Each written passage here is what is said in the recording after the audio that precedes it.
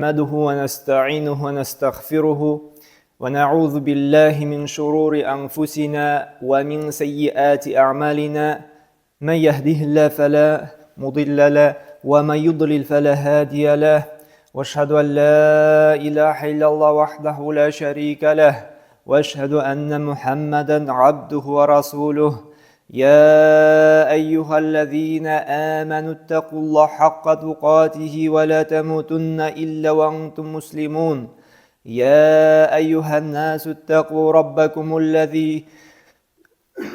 يا أيها الذين آمنوا اتقوا الله حق تقاته ولا تموتن إلا وأنتم مسلمون يا أيها الناس اتقوا ربكم الذي خلقكم من نفس واحدة وخلق منها زوجها وبث منهما رجالا كثيرا ونساء واتقوا الله الذي تساءلون به والأرحام إن الله كان عليكم رقيبا يا أيها الذين آمنوا اتقوا الله وقولوا قولا سديدا يصلح لكم أعمالكم ويغفر لكم ذنوبكم ومن يطع الله ورسوله فقد فاز فوزا عظيما أما بعد برشا مقطع حمد سنالر شوش عالمنار بلن إدارة يتب ترلدن ترل نعمتلر بلن bizni suyundirib turgan Alloh subhanahu va taolaning bir o'zinagina tegishli ham turi bizdan chiqqan salovat shariflarda shusha dinni bizga olib kelgan, halalni haromdan ayirga o'rgatgan, bizga jannat yo'lin bayon qilib qoldirgan, Qur'on hukmlarini bizga o'rgatib qoldirgan suyukli payg'ambarimizning ruhina, ana ahlul baytina borib erishsaydi. Ham shusha muborak juma kunida eng birinchi o'zimni, ondan so'ng sizni Alloh taolaning ajr savobin umid etib igilikli amallar qilirga, ham Alloh taolaning jazosidan qo'rqib gunohlarimdan tiyilirga chaqiram. Hamna alhamdulillah Allohning rahmati bilan biz uli qo'noqni qarshi olamiz. Shusha qo'noq ul bari tik bir oyg'ina. Ham Alloh taola bizga fursat bera, yil bo'yi ishlagan gunohlardan, ya'ni ko'ngil pishroqligidan arinib shistaranirga, nafsimizni tarbiyalarga, ya'ni jannatga kirishga bir mumkinchilik bera. Ham shunday jamoat shusha oyga kim erishdi, shusha oydan gunohlardan shistaranmay ekan, igilikka, yaxshi izgi amallarga umtilmay ekan, biz jamoat bik zo'r yo'g'altuda hasratda bo'lashaqmiz. Ham jamoat Alloh subhanahu va taolo da Baqara surasining 183-oyatida aytdi: "Ya ayyuhallazina amanu kutiba alaykumus-siyamu kama kutiba alallazina min qablikum la'allakum tattaqun." Ey iymon keltiruvchilar, mana bizga Allohga ishonuvchilarga, inonuvchilarga, masjidga yuruvchilarga Alloh taolo murojaat etdi. Ey iymon keltiruvchilar, sizga haqliq qavmlarga farz bo'lgan kibik sizga da uroza farz bo'ldi. Ham shu urozani tutsag'iz, Alloh taolaning amrini o'tab, balki siz taqvolardan bo'lursiz. Ham 185-oyatda Alloh taolo aytadi: "Faman shahida minkum shahra falyasumhu." Kim shu muborak Ramazon oyina erisha ekandi, kira ekandi, uli uroza tutsin.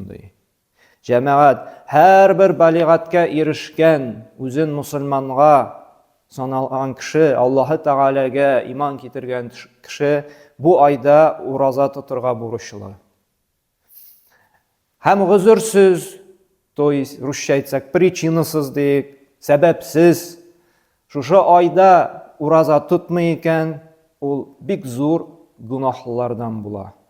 Ham Alloh taolo da aytdi, kimlarga ruxsat etilar shu oyda uroza tutmasqa. Agarda birarigiz og'riq bo'lar ekan, demak birinchi g'uzur, birinchi sabab og'riq. Og'riq sababli masalan dori o'shirga kerakdi, agarda ishmasan haling tag'indan osharaya. Yoki endi diabet bo'larga mumkin, insulinlar qolib turadi kerak shulaymı. Yoki boshqa xronический og'riqlar, agarda oshtirasang ekan, seningda salomatligini tag'inda qoqshatirga mumkinsin. Tag'inda ziyon solirga mumkinsin. Bu vaqtda Alloh taolo rahimli ураза тотмаска рөхсәт итте. Бары тик фидия кылырга, ягъни бер факир мискинне ашатырга гына кушты. Һәм икенчесе нәрсәдә Аллаһ Субханаһу ва Тааля сәфәрдә булсагыз ди. Беренчесенә әле керә, авыртуга шулай кертәләр инде. Бала көткән хатын-кызлар яки бала тапканнан соң инде баланы имезә торган шушындый хатын-кызлар шулай ук авыру гызырына керә. Һәм икенчесе ди нәрсә ди? Мусафирлар, сәфәрдә, юлда булучылар. Аларга шулай ук рөхсәт ителә ураза тотмаска. Әмма җәмәгать, әгәр дә авыртуың вакытлыча икән, мәсәлән, була бит, кайбер ата салкын тиеп авыртасың, шулай бит, яки теш сызларга мөмкин, обезболивающийсең, яки башка төрле шундый җитди ураза туттыра алмый торган авырулар була икән, Аллаһ Тааля нәрсә ди? Шушы Бакара сүрәсенең 185-нче аятында сез ди каза кылыгыз ди, кайтарыгыз ди. Шуңа күрә авырту гызырлы кеше, әгәр дә ул вакытлыча гына авырту икән, шулай бит һәр даим, ягъни ел буе авыртмый, әмма вакытлыча гына. Бу вакытта безгә нишләргә кирәк? Каза кылырга кирәк. Һәм шулай мусафирлар, әгәр дә юлга чыктык, мәсәлән, 3 көн сәфәрдә булдык ди. Шулай бит кемдер Мәскәүгә китте ди, кемдер анда башка илгә эш буенча командировкага китергә мөмкин, яки башка шәһәргә. Бер атна булдымы һәм ураза тотырганга авырлык тудырды икән, Аллаһ Тааля мөмкинчелек бирә ураза тотмаска. Әмма уразадан соң аңа каза кылу тиешле. Әмма бу фидия түләнә, ул гомумән ураза тота алмаган кешегә. Әгәр дә ул ураза тота икән, ул ураза тотарга тиеш. Шуңа күрә җәмәгать бу айга ирештек икән, иң беренче безнең нәрсә? Ураза тоту безнең бурыч булып тора. Җәмәгать җитди карарга кирәк. Һәм шушы ике генә түр сәбәп гозер булала ураза тотмаска. Ата кайбер яшьрәкләр килә, мин ашамыйча тора алмыйм инде ди. Җәмәгать ашамыйча беребез дә тора алмый, ашамасак бөтенбез үлеп китә, шулай бит. Ашамыйча тора алмау ул сәбәп түгел җәмәгать. Кайбер әйтә, мин эштәмен ди, эшлим ди, бөтен кеше кәсеп кыла, бөтен кеше эшли.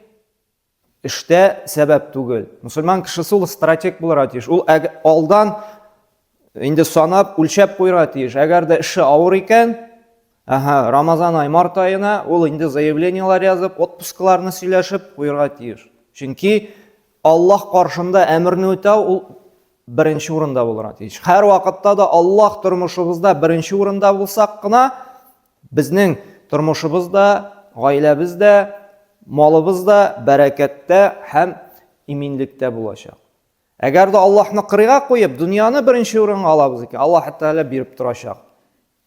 Көтмәгән җирдә авыру да чыгачак, шулай бит, күп эшләсәк тә акча да җитмәячәк, балабыздан да төрле проблема ясап торачак. Шуңа күрә Аллаһ беренче урында булса, Аллаһ калган эшне инде җайлап кына үзе киләчәк. Һәм җәмәгать менә бу беренче булса, бурычыбыз. Икенче җәмәгать, Рамазан айы безнең ураза тоту Аллаһ Тааляга кирәк түгел. Ул безнең һәрберебезнең үзенә кирәк. Без менә беребез дә фәрештә түгел, һәрберебезнең гөнаһлары җитәрлек. Һәрберебез ялгышабыз, хаталанабыз. Кайбер вакытта тел белән дә начар сүзләр әйтеп куябыз, гамәл белән дә кайбер вакытта кайбер кешеләрнең өлешенә кереп, ниндидер начарлык кылырга мөмкин без. Менә шушы Рамазан айы безгә форсат, менә шушы ел буе эшләгән гөнаһлардан, бузыклыклардан, начарлыклардан чистарынырга, арынырга, пакланырга, икенче төрле әйткәндә. Пәйгамбер саллаллаһу нәрсә диде? Мен сама Рамадана имана ва ихтисабан гуфира лаху мин занбихи. Үзенең сахих хадисендә Пәйгамбер саллаллаһу әйтте, кемдә иман белән, ягъни Аллаһ Тааляның барлыгына, берлегенә инанып, кыямәт көне булачагына ышанып, аның фәрештәләренә ул иңдергән китапларга, ул җибәргән пәйгамбәрләргә, тәкъдирне яхшысы да яманы да Аллаһ Тааляның икәненә бер шиксез ышанып, ва ихтисабан һәм Аллаһ Тааля һичшиксез аңа әҗр бирә дип өмет белән ураза тота икән ди, Аллаһ Тааля шушы ураза, ягъни шушы Рамазан айына хәтлек булган ди, гөнаһларын ди кичерер ди, ярлыклар ди, гафу иттерди. Җәмәгать безгә бик тә кирәк. Чөнки Аллаһ хузурына барашыбыз бар, шулай бит. Гунахларыбыз күп. Менә Аллаһ Тәгалә мөмкинчелек бирә безгә чистарынырга, арынырга шушы ураза белән. Әмма җәмәгать шушы ураза ул безнең диетага гына, аш торуга гына кайтып калырга тиеш түгел. Әгәр дә аш торуга гына кайтып кала икән, бу безнең бу хадискә эләкмибез. Чөнки хакыйкый ураза тотучы Пәйгамбер саллаллаһу алейһи нәрсә диде? Әгәр дә адәм баласы ди, начар сүзләрдән сүгенү, алдау, талашу, төрле кеше белән бәхәсләшү, шушы тел белән эшләнә торган начар сүзләрне калдырмый икән, һәм начар гамәлләрен дә киметми икән, аяклар, куллар белән кыла торган гынаһлы эшләү, урлау булсынмы, талау булсынмы, сугышу булсынмы, караклык булсынмы һәм башка. Аллаһы Тәгаләгә ди, сезнең ди ашау ишүдән тыелу кирәк түгел. Димәк, ураза әле ул безне бар төрле гынаһтан да тыярга тиеш икән. Менә Пәйгамбер саллаллаһу алейһи әйтте, Бухари һәм Муслим җыентында килә торган сахих хадистә, кутси хадистә Аллаһ Тәгалә әйтә, карагыз. Кала Аллаһ Тәгалә: "Кулли амали ибни Адам лаху илля саум" ди. Адам баласының кылган изгелекләр һәрберсе үзе өчен ди. Әмма ди ураза гына ди минем өчен ди. Фа инни ли ва ана аҗзи би, һәм савапты да үзем бирәчәкмен ди. Аллаһ Тәгалә шушы ураза тотуның савабын айрым үзем бирәм диде. Чөнки менә икенче риваятта да килә бит, Пәйгамбер саллаллаһу алейһи әйтте, Аллаһ Тәгалә ди адам баласына ди бер изгелек кылды икән. Мәсәлән, берәр ялгыз әбинең карын кырап куйды ди, берәр факирга bir капчык un, шикәр, макарон, гречка алып бирде ди, шулай бит изгелек кылып. Һәм башка төрле изгелекләр. Шушы изгелекне ди уннан алып 700 мәртәбәгә арттырам ди. Я ихласлыгына карап, шөкерсезлеге үлчәп, сыйфатына карап шушы гамәлен. Әмма ди ураза ди минем өчен ди үзем бирәчәкмен ди. Ягъни уразага айрым әҗр каралган җәмәгать. Һәм аны яшергән. Һәм нәрсә ди? Һәм белегез ди, "Васияму джунна" калкан, ураза ди калкан. Әмма ул калкан дип әйтелә, шынап торып, безнең ул калкан булырга тиеш. Нәрсә ул калкан? Шит. Элек бит инде сугышканда бер кулда кылыч булган, икенчендә чит булган, калкан булган, шулай бит. Менә бу калкан безне сакларга тиеш нәрсәдән? Гынаһлардан. Ничек итеп ураза калкан буласын? Ничек ураза безне гынаһлардан саклый? Һәм саклыймы, сорау бирик. Иртәгедән уразага керәбез. Без үзгәрергә тиешбез җәмәгать. Әгәр дә Рамазанга хәтлек ничек яшәдек, Рамазанда шулай яшибез икән, димәк безнең уразада что-то не то. Уразага кирдеңме, синең изгелек артырга тиеш, уразага кирдеңме, син гынаһ кимергә тиеш. Менә бу була хакыйкый ураза. Гынаһтан чистарта торган. Һәм нәрсә ди җунна ди, ничек ул? Фа иза кана яуму сауми ахадикум, әгәр дә берәрегез ди уразада буласыз икән ди, фала ярфус, начар сүзләр сөйләмәгез ди Аллаһ Тәгалә. Начар сүз сүгенәсең килсә, ыршасың килсә, талашасың килсә, бәхәскә керәсең килсә, туктәле, мин бит уразада.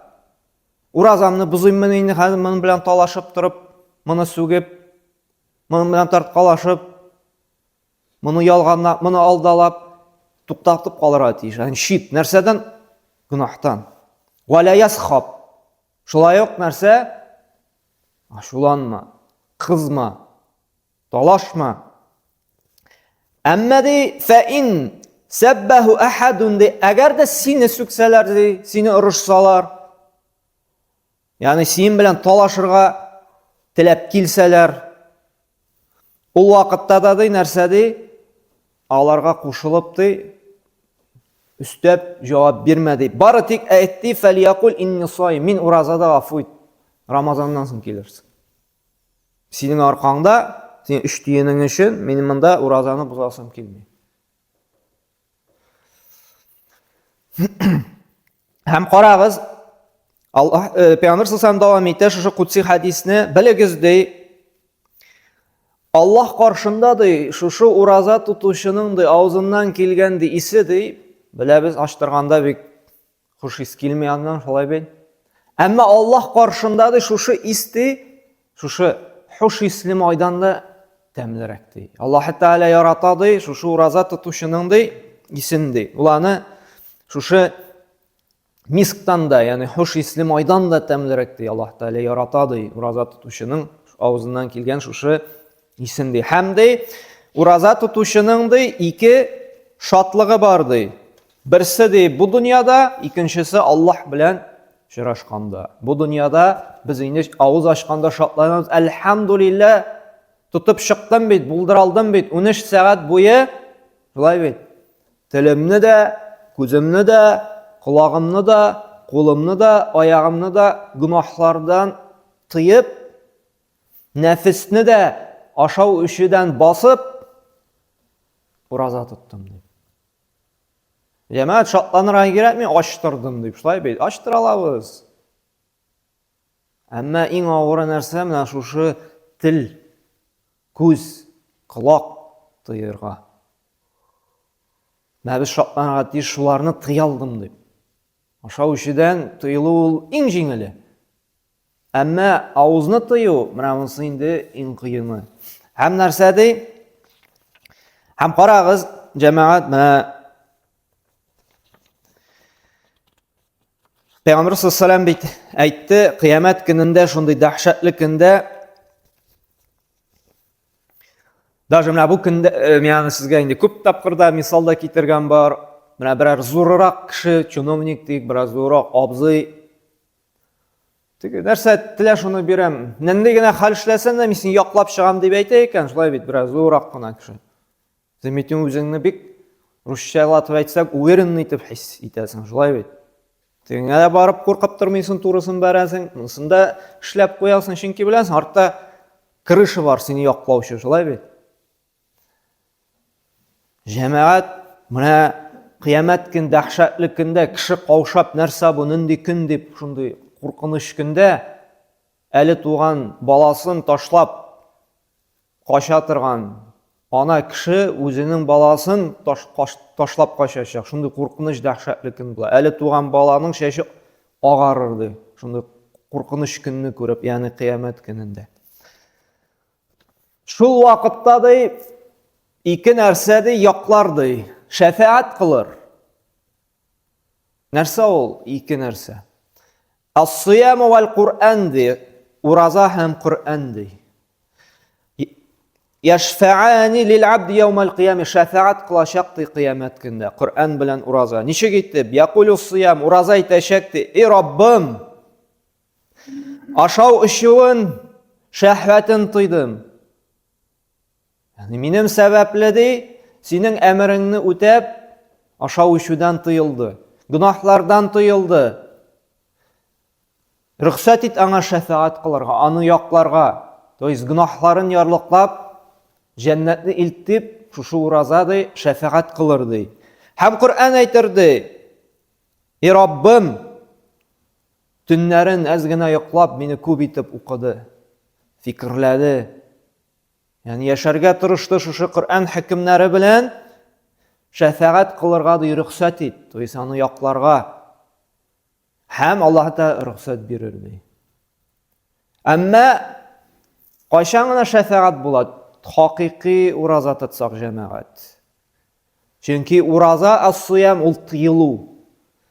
Ашау ишүдән, җинси мөнәсәбәттән һәм нәрсә бар төрле гынахлардан. Сүз гынахыннан, тел гынахыннан да, күз гынахыннан да, колак гынахыннан да. Һәм җәмәгать бик мөһим әйбер, менә гел искә төшерергә тырышам, ниятләребез дә дөрес булырга тиеш. Ният уразаның кабул булуына бик зур тәэсир ясый. Ато кайбер кешеләрдән ишетәбез, уразага керә Аллаһның әмерен үтәп түгел, Аллаһ кушты дип, савап алам дип, гынахтан чистарынам дип.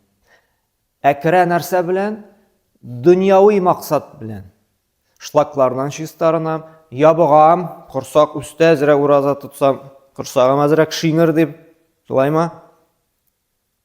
Чөнки біләбез, мына онкология белән күп кеше тилмерә, галимнәр ачыш ясадылар. Чөнки кеше ай буе тотканда авырту клеткаларны, сәламәт клеткалар аша бетерә икән. Ягъни чистарына икән организм. Ай буе тотканда, менә даже статистика китерәләр, онкология белән чирләүчеләр иң әзе кая икән? Мөселман илләрендә. Һәм эзләнгәннәр нишәп шулай дигәч, һәм шундый нәтиҗәгә килгәннәр, алар чөнки ай буе ураза тотып нишләтәләр икән? Чистарыналар икән. Ягъни сәламәт клеткалар, авырту клеткаларны нишләй икән? Ай буе, чөнки бит безгә организмга энергия кирәк, шулай бит, алырга кирәк каяндыр. Менә шушы авырту клеткаларны яга, ашый икән.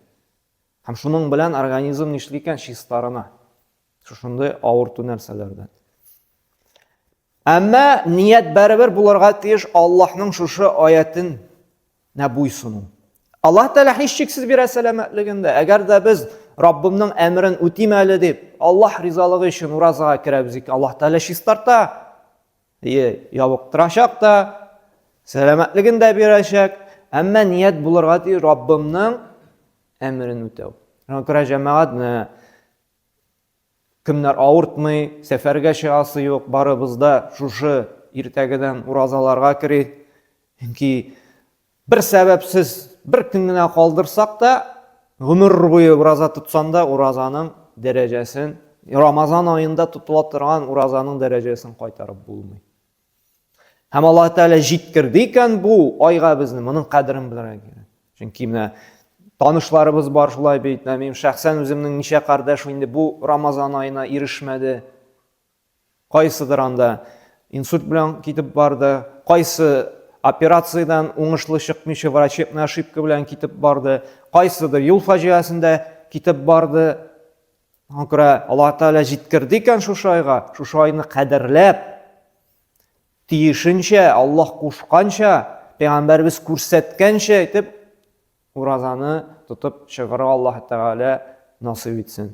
سبحانك الله بحمدك أقول قولي هذا واستغفر الله لي ولكم من كل ذنب فإنه هو الغفور الرحيم